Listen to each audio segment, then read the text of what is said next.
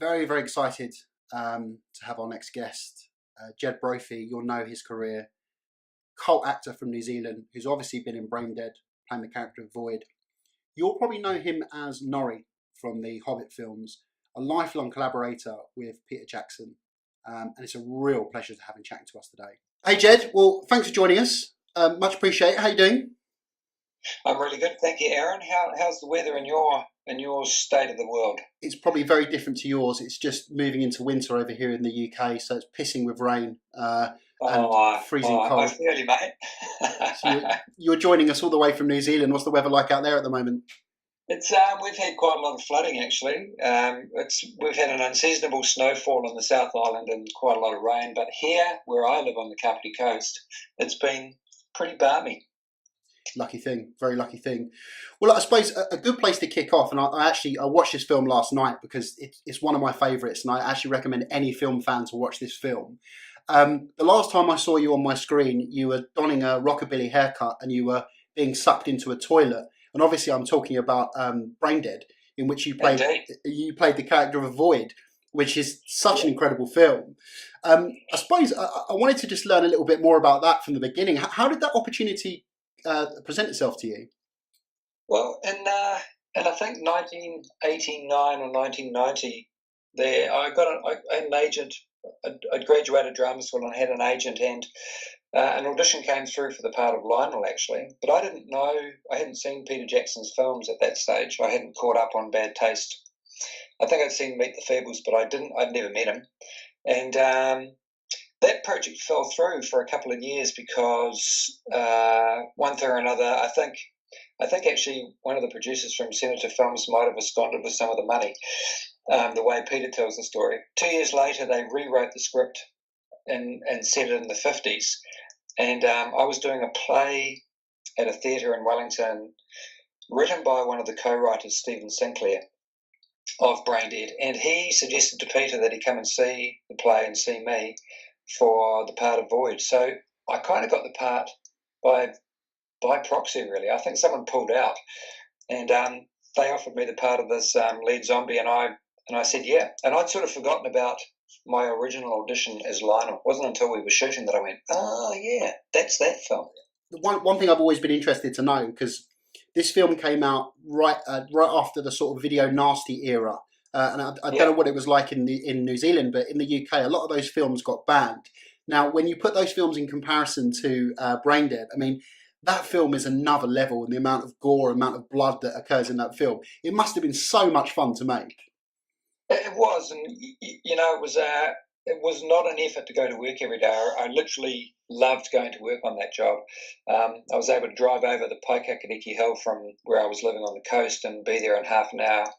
And so it was a nice close job. But everything was practical. There were no CGI effects in that. I think the entire special effects budget wouldn't have even paid for coffee on Lord of the Rings. It was really just Richard and Tanya and Bill and maybe two other people working at Weta, and they were making all of the effects and props and puppets and everything out of the back of Richard and Tanya's house at that stage. That was pre-Weta having a workshop. I'd never done prosthetics before. I'd not had lenses put in my eyes. My stunt double wouldn't shave up his moustache, so I ended up doing my own stunts on the film, which was, most of the stunts, which was pretty cool. It's a pretty cool thing to do. But yeah, getting to work with Peter's genius and watching the way that he puts together scenes and the humour that he brought to it is actually still my favourite filming experience, probably.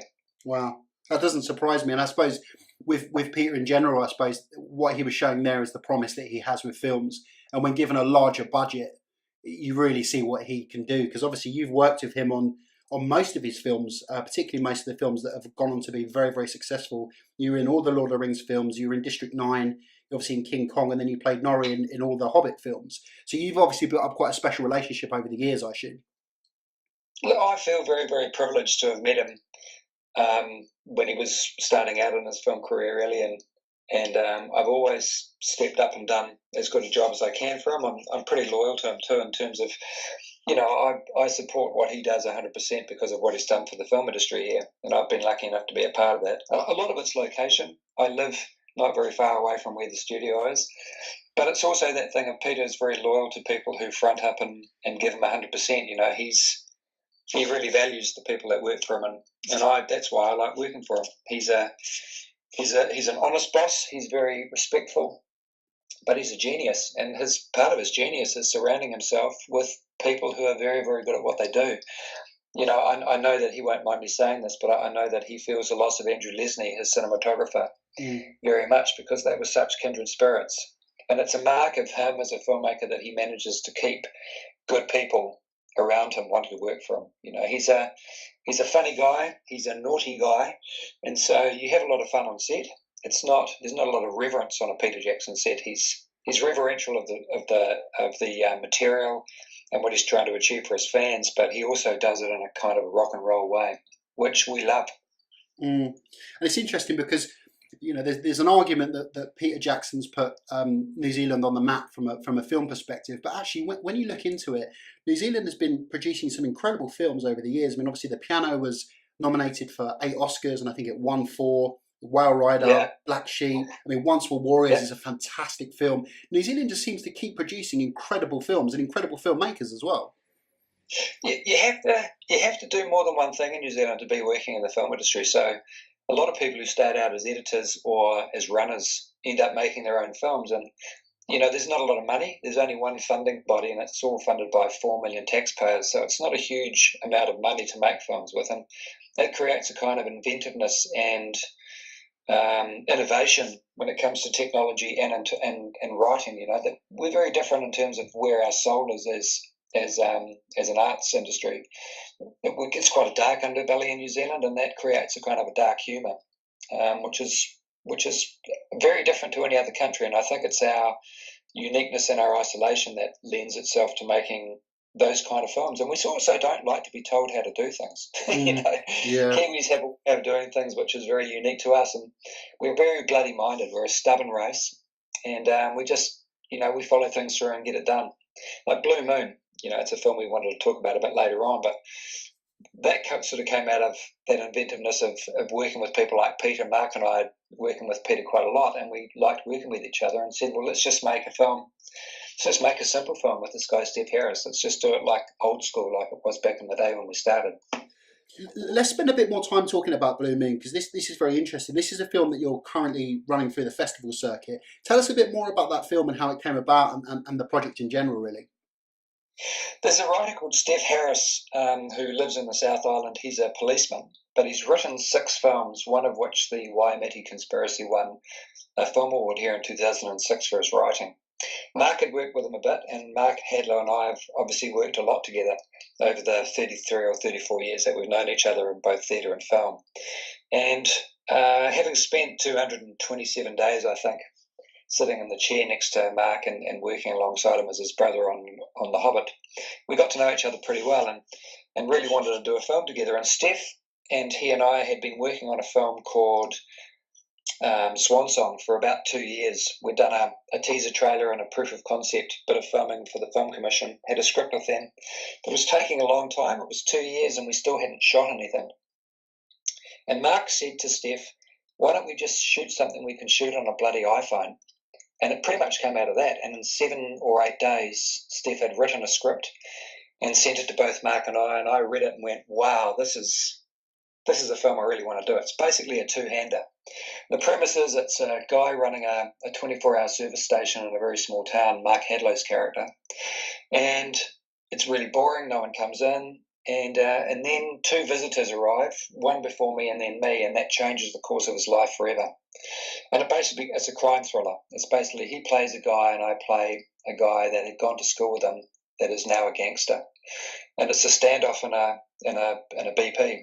And we shot it in 30 hours, shot a 95-minute film in 30 hours on an iPhone with the same Moondog anamorphic lens that Soderbergh used making his latest film on an iPhone. So, oh wow, yeah, and it got into the international festival here in New Zealand. We submitted it, and then the Film Commission gave us finishing money to finish it, to do the sound and the grading and the final print. And we just finished 14 centres all around New Zealand, taking it to the provinces and to the cities and trying to get on the international festival circuit.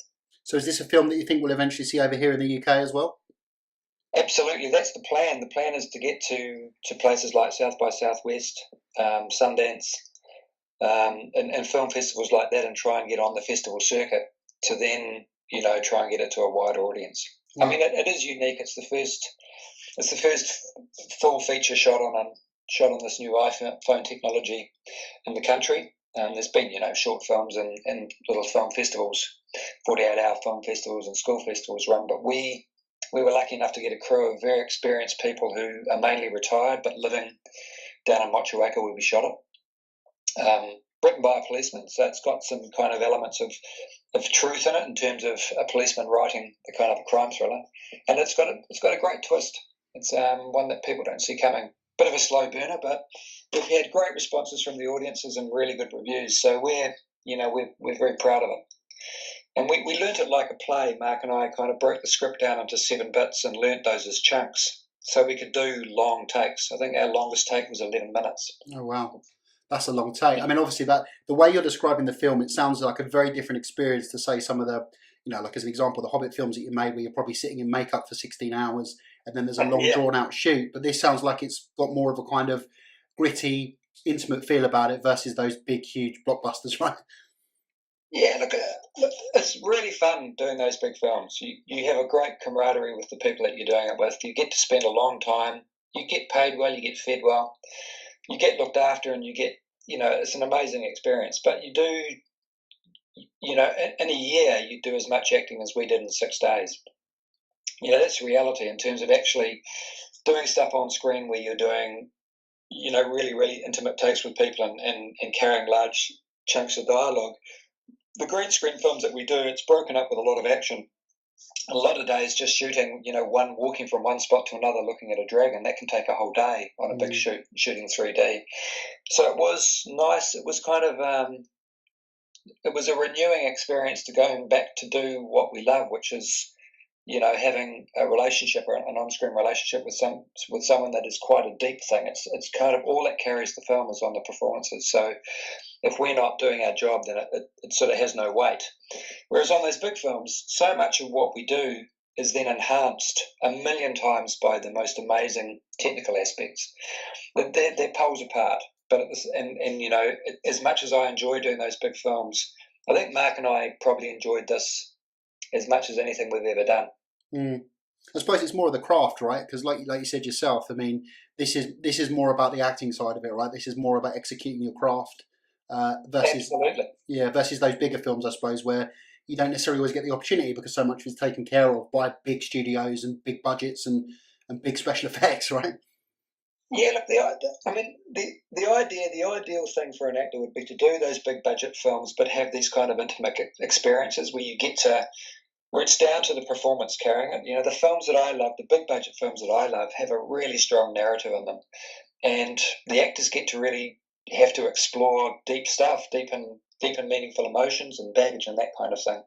The problem these days in terms of blockbusters is they have to make money, and so one of the factors that gets in the way is trying to put too much explosions, too many lens flares, too many green screen shots.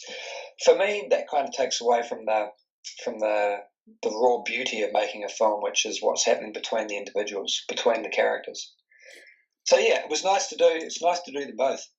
And we're lucky enough in New Zealand that Peter has built these amazing studios, and James Cameron's living and working here. And, there is a big studio being built up in Auckland where Mulan's just finished shooting and they shot Meg.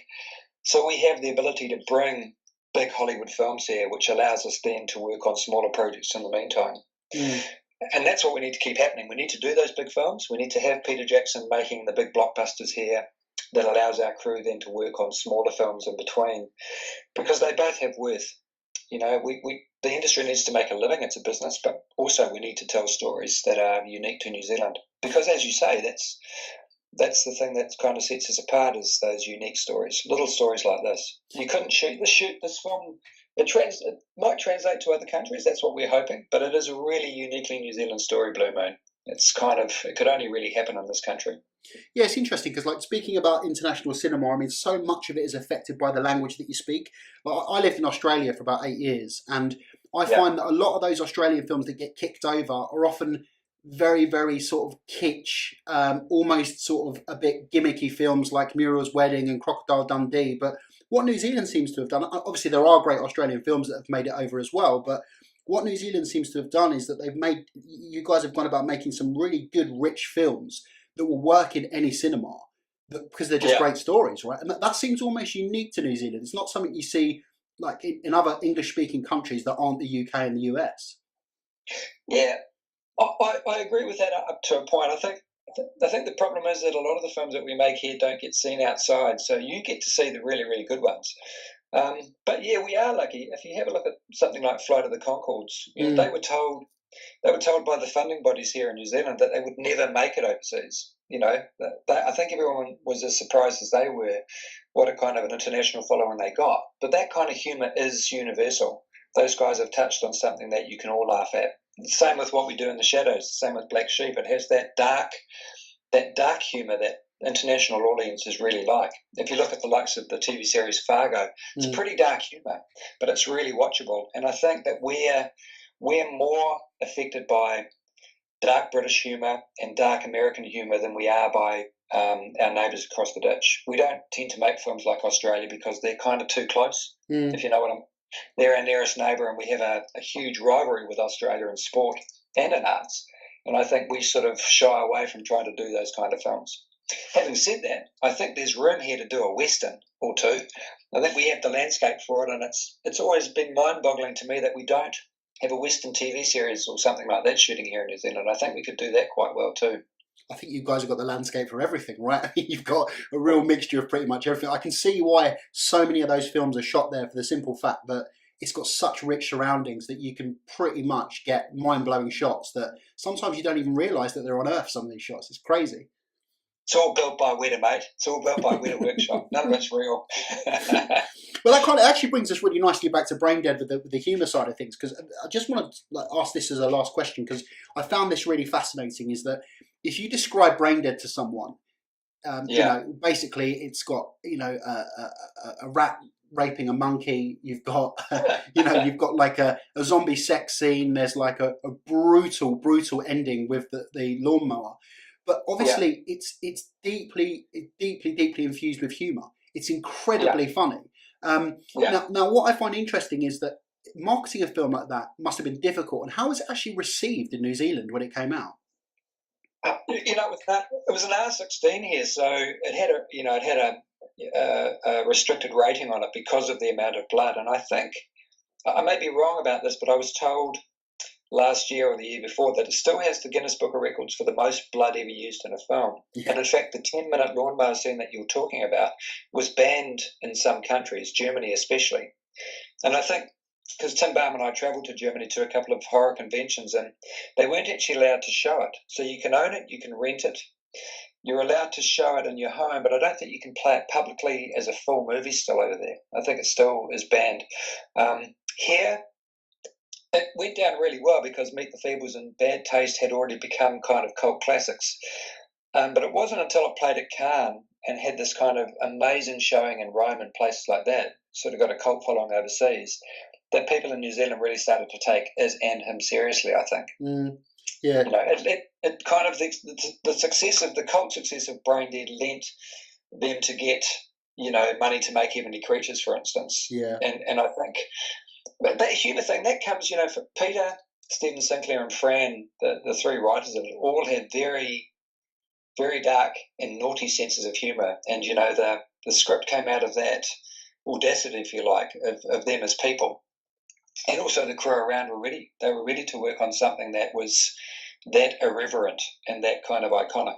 And setting it in the 50s was great because you could sort of do away with the modernisms, and there was a sort of the mannerism of post-war New Zealand was very staid and very conservative, and on the other hand had these huge drinking parties, these these alcohol-fueled parties. We had what we call the 6 o'clock swill, where the pubs would close at 6 o'clock. So after work till 6 o'clock, you just drink as much as you can. And I think that kind of comes out in the film too, in terms of placing it in that time period. Was a very clever thing to do.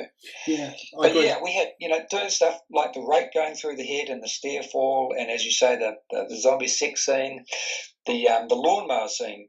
Trying to work out how to do that. They had to cut a hole in the floor for me to kind of disappear into, to make it look like I was getting chewed up by the lawnmower. They had 50 gallons per second getting pumped up into my face, and that blood actually got in behind my lenses, and I was sort of blind for half a day at the end of that shot.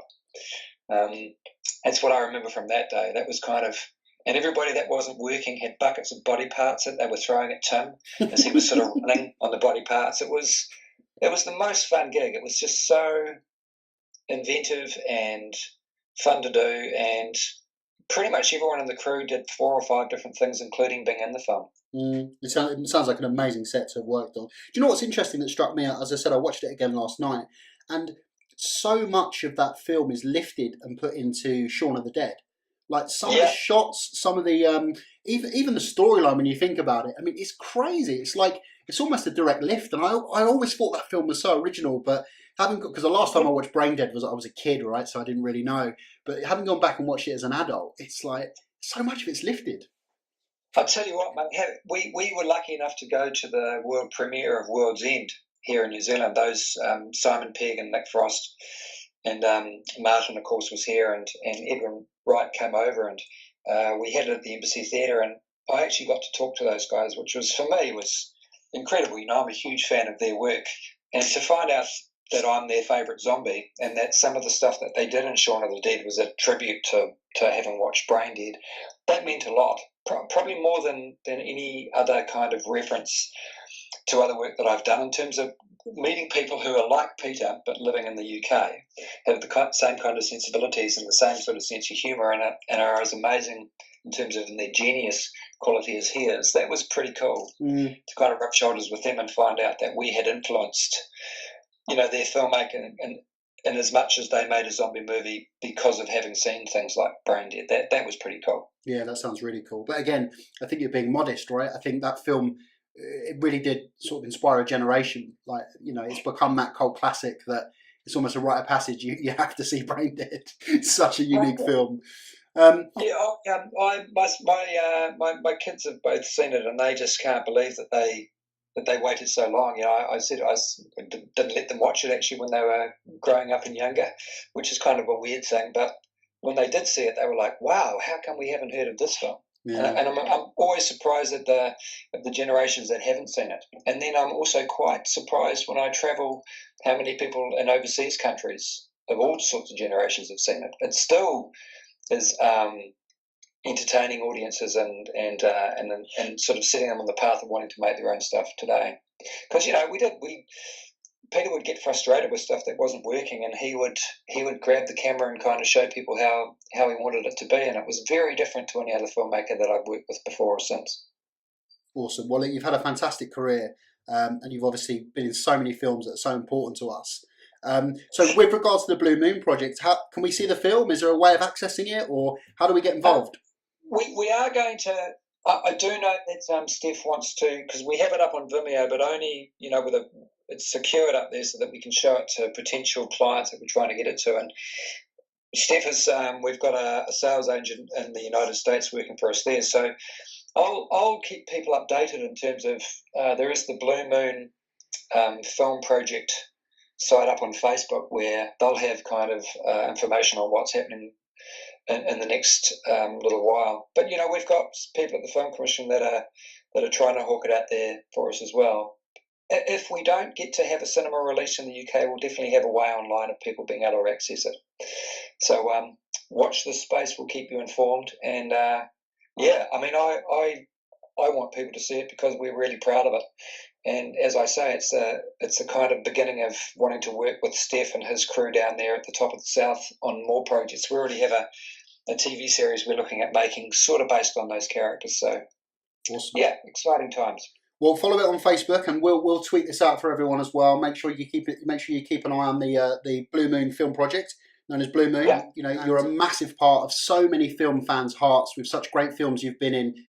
I just want to thank you for your time. You're very, very welcome. It's I love the fact that we have a hardcore group of fans out there in the world. It's the reason we do it. We want people to see our work, and you know, it's the audience. And I'm lucky enough to have a great audience out there. They're half the magic of what we do, and yeah, it's been a privilege to be on so many things. I'm excited about what's coming up in the world, and in New Zealand we've got The Luminaries, which is shooting here at the moment, which is a BBC Fremantle New Zealand co-production, and as I say, Mulan's just wrapped up shooting here, and of course we have Avatar coming next year, and Mortal Engines opens in a week and a half. Amazing. Well, I'm almost jealous that you're over there. Again, well, thanks, Jed. It's been a real pleasure, and keep in touch. Thank you very much, Aaron.